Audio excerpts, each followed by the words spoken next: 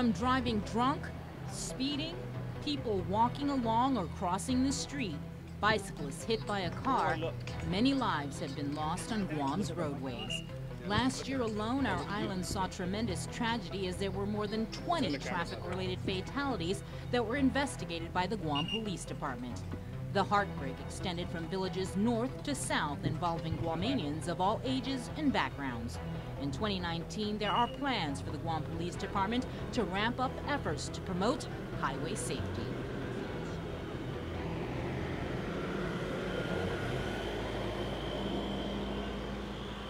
Howfit everybody, I'm Sabrina Salas Matanane and welcome to Crime Time. Thanks for starting your day the KUAM way. We are here in Anigua, right along Marine Corps Drive, where Guam Police Department's Highway Patrol Division has set up traffic enforcement here, and I'm with Police Department spokesperson Officer Paul Tapao and Operations Chief of Highway Patrol, Lieutenant Mike Archangel. Thank you so much for joining us.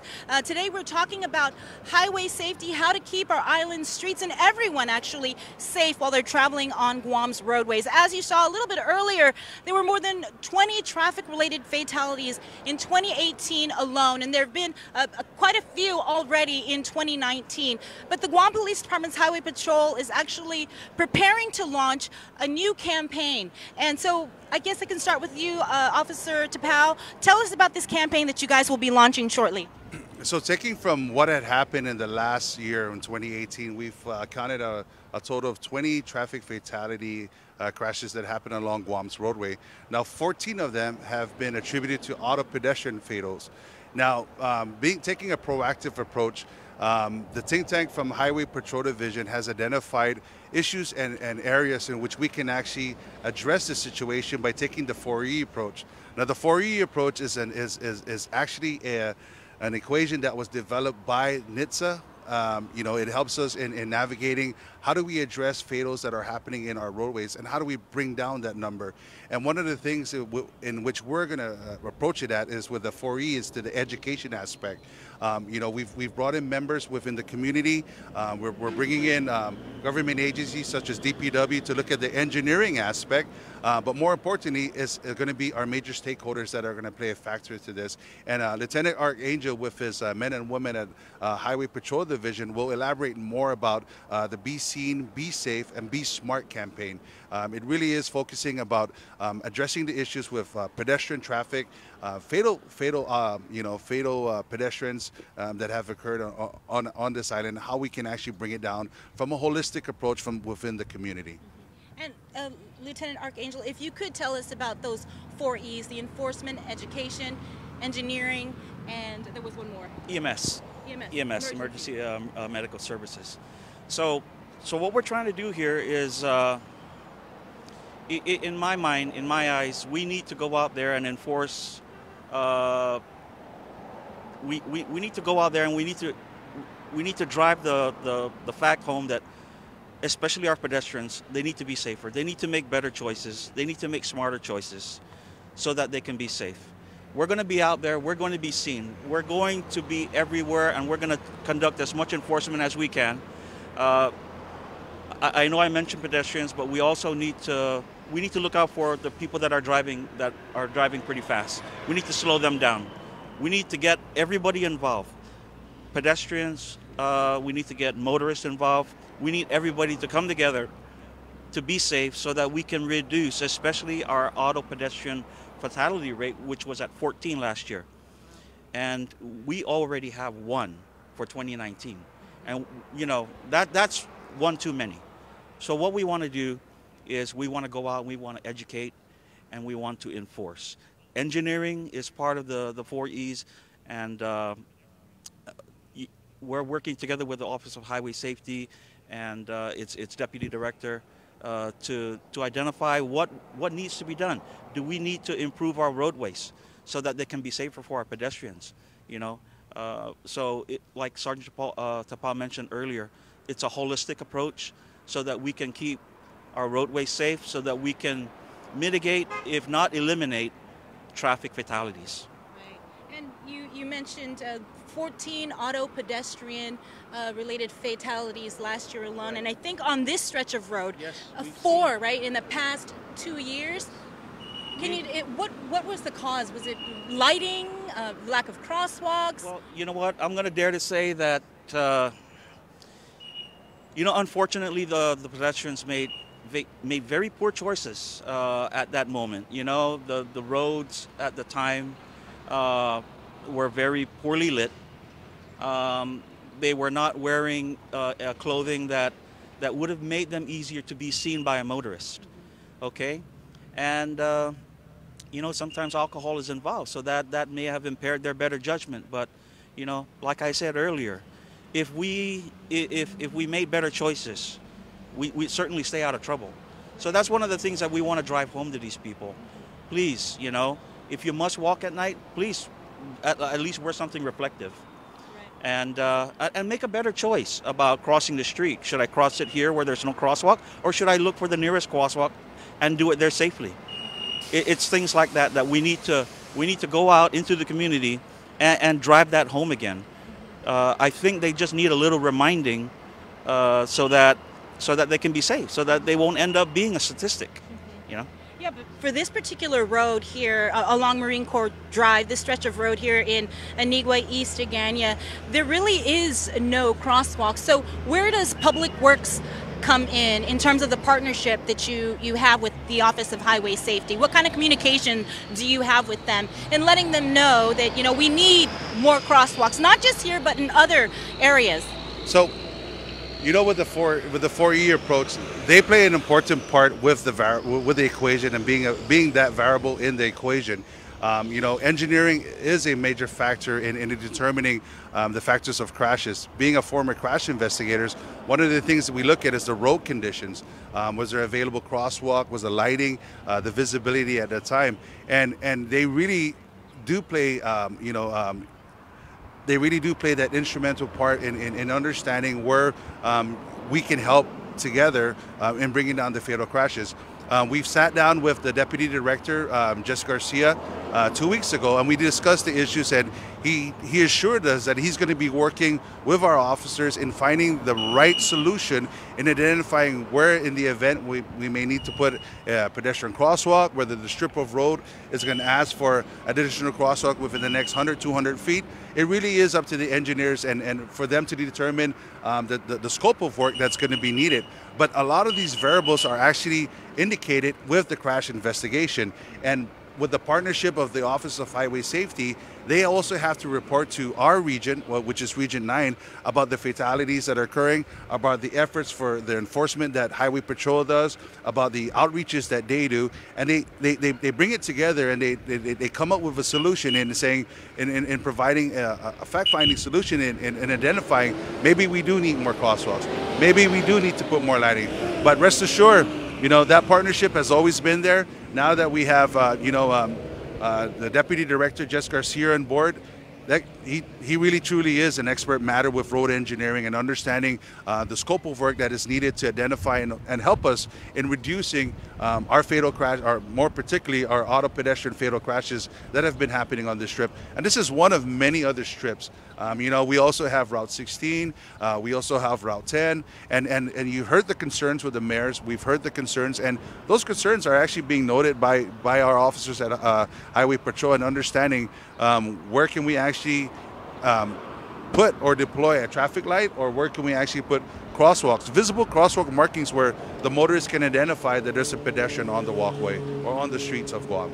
Another area, another stretch of road that is particularly dangerous, and you hear about it all the time in the news, we report about it all the time, is Route 15, the back road to Anderson.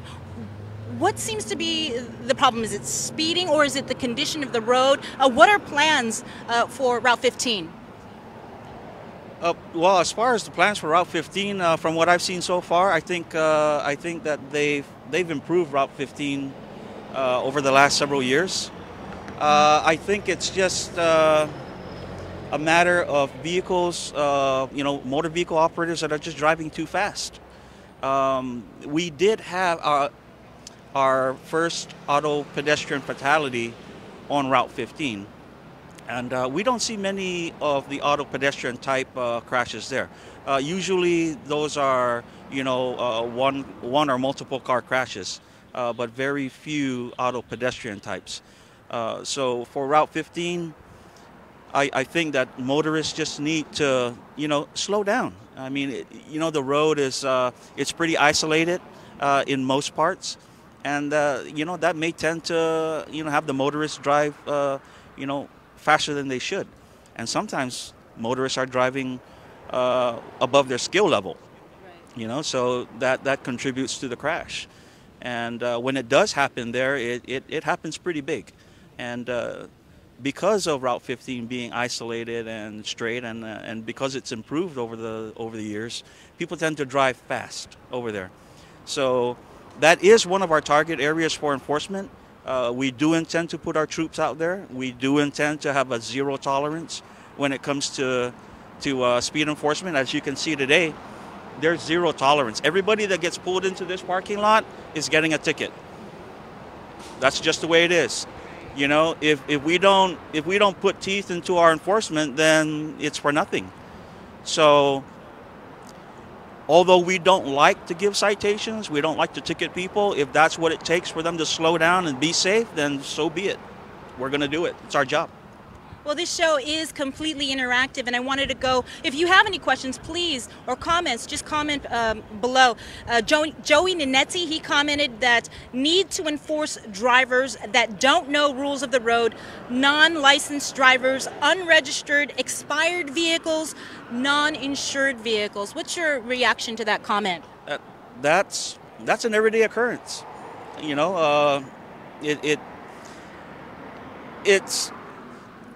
It's hard for people to go out there, for some reason, to go out and get a driver's license. They drive without licenses, and they don't care to register their vehicles or even, secure insurance. It's a common everyday thing, and we cite them for that every day. I just got a report from one of my supervisors this morning about how many people we've cited for expired registration, no insurance, and no driver's licenses, and I'm going, I thought that we've put a lid on that already, but just based on me looking at the stats that my supervisor's turning in, it seems that we still have a problem in that area. But we're going to address it. We're going to address it. We'll talk to the people at Revenue and Taxation driver's license and see maybe if they have an idea on how people can maybe get a driver's license easier, or make it easier for them to register their cars, or something like that. So some of the things that we've done with the Guam Police Department is that we've actually reached out to our non-government agency, our nonprofit organization. We've partnered with the Micronesian Resource Center for the last 2.5 years, and part of the campaign was it's providing information to the migrant families that come to Guam. And statistically, a lot of the times when I was in Highway Patrol, majority of the people who are in violation for not possessing a driver's license, a valid driver's license, not having the proper documents, were that of our migrant families. So what we've done with the Micronesian Resource Center was provide them information about laws. And the beautiful thing about it is that MRC is actually embedded within the community, and they provide this education outreach for the migrant families and how to obtain a driver's license. What's the steps and the procedures? They've also shown them how to register a car. What's needed? What are the laws? Because when we address the issue of the migrant families, it really is them adapting from their culture to Western law, and it really becomes a burden when a non-licensed driver or an uninsured vehicle gets into a crash and the other party has to claim, and they have no ways of claiming. So we want to nip it at the butt, so to say, and address it where we can be more effective. And through partnership with the Micronesian Resource Center, working with our government agencies, with DPW, working with our partners up at Rev and Tax, in providing some sort of avenue in which they can easily obtain it, or just giving them the right information of how to obtain a driver's license and how to properly register and insure your vehicle. Well, speaking of partnerships, KUAM has a partnership with the Judiciary of Guam to catch some of our island's most wanted. Here's Fugitive Files.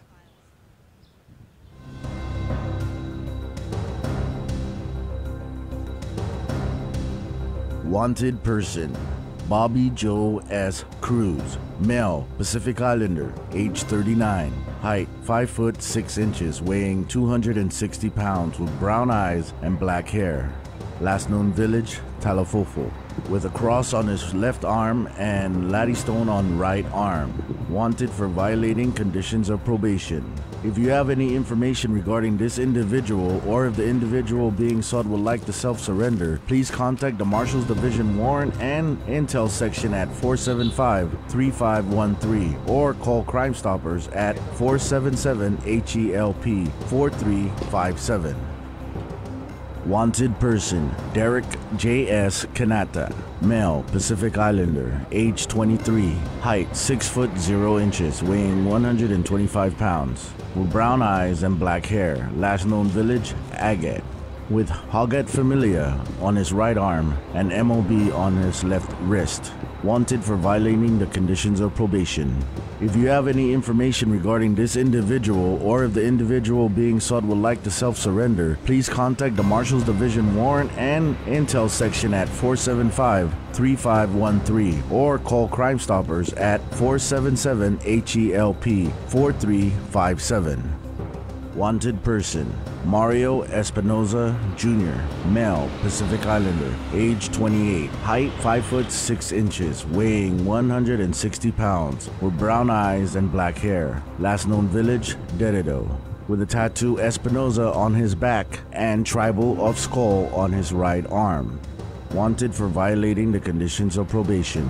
If you have any information regarding this individual, or if the individual being sought would like to self-surrender, please contact the Marshals Division Warrant and Intel Section at 475-3513 or call Crime Stoppers at 477-HELP 4357.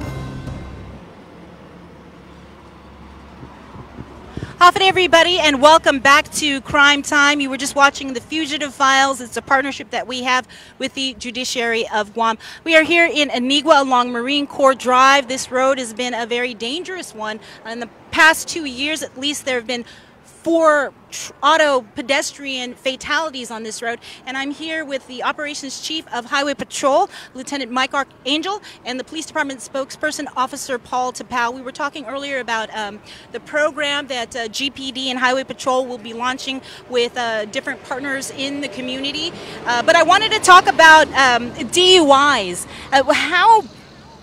What are the statistics on that? You know, unfortunately, we don't have the stats offhand, but we can provide that to you for the next episode. But you know, a lot of our main efforts with Highway Patrol Division is really doing a lot of DUI enforcement. Now, I want to highlight some of the improvements and some of the advancements that they've had. They've established a partnership with the government or the governor of Arizona, and they brought in experts to train our guys in A-Ride and you know, allowing our officers to have the tools now to actively enforce not just drunk driving, but also drug-related driving and everything. You know, different types of drugs that we're starting to see. Our officers are well equipped, and we also have certified trainers that can provide it. And that was established with Guam's own Office of Highway Safety under DPW and the partnership with Arizona. And they've also introduced a program that we want to start doing in addressing DUI. It's the Know Your Limit approach, and it's a very different approach because we are going to try and go into the bars, and we're going to meet with the establishment owners and just randomly pick individuals and ask them, hey, are you going to decide to drive? You mind blowing into this instrument? And we can see whether you're capable of driving. And again, you know, we don't recommend and we don't suggest anybody get behind the wheel while consuming alcohol. We always recommend you designate a responsible sober driver. So these are some of the efforts in which the Guam Police Department and Highway Patrol Division, with the partnership of DPW's Office of Highway Safety, has been doing for the last couple of years. Next month, we have a distracted driver campaign, and distracted driving can cover pretty much while you're on your cell phone, you're putting on your makeup, or you're busy talking and conversing within the confines of the vehicle. These are efforts in where we want to bring the attention where you need to pay attention on the road. You need to pay attention to what's going on, be cognizant of what's going on around you.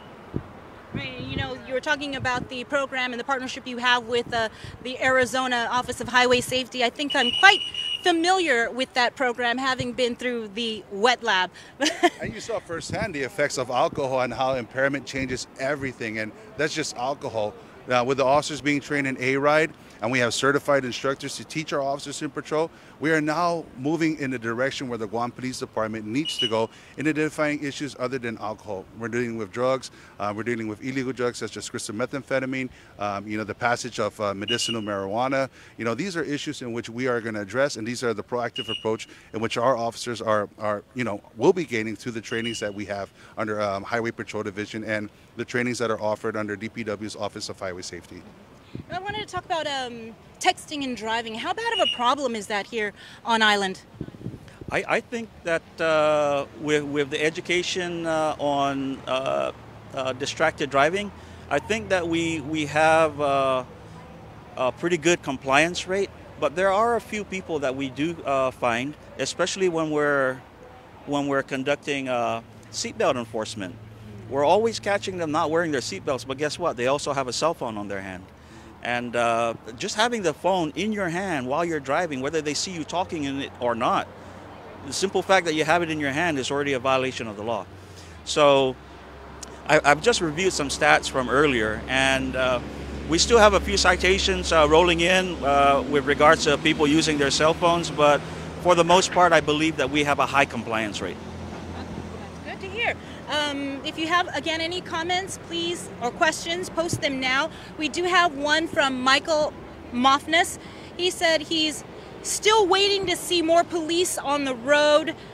Too many red lights, stop signs, school bus, speeders on the road nowadays. Would you like to comment on that? Well, the wonderful thing now about that is our governor and lieutenant governor has promised us that we're going to see more people coming into the police department. Our chief just recently asked for our retirees to consider coming back, and there may be some interest in that. We even have the oversight on law enforcement, Senator Piro Talahi, who's pushing legislation to increase the numbers in the police department. So, Mr. Moffness, if you're listening, if you're watching, rest assured your governor, your lieutenant governor, and your senator with law enforcement oversight is working hard to get people into the police department so that we can be more proactive, so that we can be there and, we can make a difference, because if people see a cop on every street corner, there's less likely to be a crime being committed or a traffic violation being committed, And that was one of the issues during the campaign trail about needing more police officers in GPD. For Highway Patrol, though, how many officers are with Highway Patrol? Because you have so much to do with investigations and traffic enforcement. Mm-hmm. Well, when the Highway Patrol Division was established, by law, we're the only division in the police department that has a manpower mandate of at least 30 personnel. 30 personnel. Right now, there are only 14. We've addressed this many times, but recruitment is moving slowly. But our people in HR are working on that so that we can move things quicker. Manpower shortage is all over the department. So, you can't really take from Peter to give to Paul. We are critically short, but we deal with it. I think that my troops are doing very well dealing with the shortage. We still manage to do our work, and I can say that for the small amount of people that are in the Highway Patrol Division, we're doing pretty good, and we plan to do better. We're waiting on fresh, new, and warm bodies to come in, and we're hoping that some of those bodies are diverted towards the Highway Patrol. Well, in lieu of not having enough personnel, that's where the partnerships come in and are crucial, for GPD to meet their mission, and especially with this campaign that's coming up. Tell me a little bit about the partnerships and how you guys plan on going out into the community. So, with the preliminary or the planning stage of this new campaign, it really is addressing the issues in dealing with auto pedestrian fatalities. And some of the things in which we are, we're looking at bringing are major stakeholders within the community, the coalition of the homeless, homeless coalition, reaching out to the Federated States of Micronesia, the Consulate General, our partners that we have with the Micronesian Resource Center, the respective mayors, and of course the government agencies that we have that can play a major role. Some of the techniques in which we're looking at doing is actually setting up pop-up tents, providing information packets to pedestrians or people who come in and within the streets, or working with the mayors to identify where we can find the most, how do you say it, the most populated region within your community that relies heavily on foot traffic or walks to and from, so that we can provide that education outreach, setting up places where major auto pedestrian fatalities have occurred. But again, it really works, and it's going to deal with the partnership that we're going to establish, our respective mayors, the Mayor's Council of Guam, the Federal States of Micronesia and Consulate General, the private partnership or the non-government organizations, a nonprofit such as the Homeless Coalition, Micronesian Resource Center. We approach it from a holistic approach, and we'll develop a strategy in how we're going to deploy our personnel and the resources so that we can get the message of pretty much being seen, be safe, or be smart and be safe. A campaign that's going to be geared towards addressing everybody who utilizes the roadway, whether you're driving, riding a bike, or walking to and from. This campaign is going to be geared towards road safety, and it's a campaign that's going to be heavily pushed by our officers of Highway Patrol, our patrol officers, and our partnership with DPW and the personnel from Office of Highway Safety. All right, well, we certainly appreciate everything that you guys do for our community. Is there any final comments you'd like to make? Yes, please drive safely, and if you're walking, make better decisions. Walk smartly. Officer Tapao? Hey, yeah, I just want to echo Lieutenant Archangel, really put the phones down, pick your heads up, pay attention, be cognizant. If you're going to celebrate, designate a responsible, sober driver, and be cognizant of our pedestrians, make better choices. And collectively as an island, we can actually address this issue and find a solution that is pretty much 2018, 14 auto pedestrian fatalities. It's a bit high. We'll all work together. We will approach this from a holistic approach, and we can get this done. All right. Thank you so much, gentlemen, for joining me here live in Anigua. I'm Sabrina Salas Matanane. This is Crime Time. Thanks for starting your day the KUAM way.